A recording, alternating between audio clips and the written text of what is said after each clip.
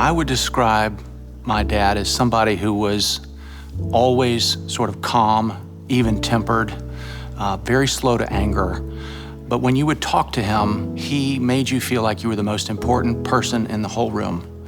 He was always interested in you, what was important to you, and what your goals were and what your life was about. Because community service was enormously important to him, and he felt like we should all give back to our community. We should all do things for those communities that have done things for us. He's always been interested in education, whether it was out at Berkeley on that board or involved with Academy Prep. He's always been involved, very deeply involved with his church. His faith was very important to him. And so here at Metropolitan Ministries, you have a nice merger of those two ideas for him and those two focuses for him, and it really spoke to him. The reason that I've admired Metropolitan Ministries as I have is there's no organization like it. I have followed its progress since it was an idea in the mind of some downtown ministers.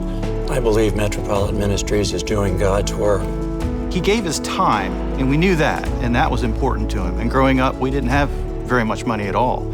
So there wasn't money to give. He would give his time instead. That was one of his commitments to society. In the later years, as his investments started to pay off, and by the time he was 88, had some money to give, that's what he wanted to do. I can't give my time, so I'm gonna give my resources. And as my brother has said, Metropolitan Ministries embodied exactly the type charity that he wanted to support. My hope is that over the years, hundreds more people will want to do that so that the foundation can become a meaningful contributor to the operation of the ministries. I can't imagine a more worthwhile cause. Family to him was what his life was about. My mother was his world. And then Brett and I were a close second, and that was made clear to us many times. My dad would come home, he would kiss my mother, big fat French kiss right in front of us. Then they would head off to the living room and have a cocktail, just the two of them. We weren't allowed to go in there, and they would talk about their day. Can we not have the French kiss thing? That'll be the best part of the whole video. That'll be it, cocktails maybe.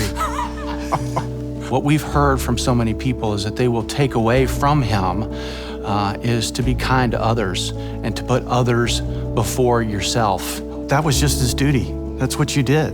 And he tried to instill that in all the employees and tried to make that the mantra of the bank that he created.